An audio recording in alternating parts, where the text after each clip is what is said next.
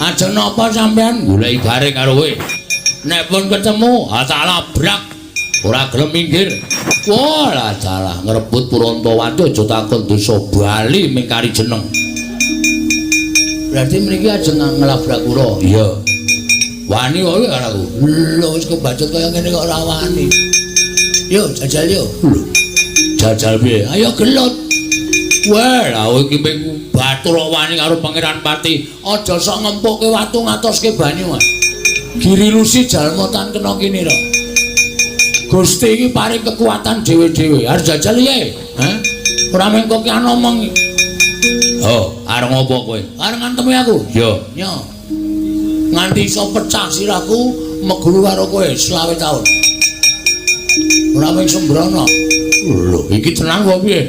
Wis kaya ngene kok dikira ora tenanan. Asli iki. Nyok. Wah, tak antem tenan. Oke, ora masalah. Ning kok bales lho. Perang ki ngene iki rasa dadak kokian begijikan sing bagus sapa sing ampuh ya kuwi sing isih urip sapa sing gretak kuwi sing kalah. Jarane adu atos sing sirah.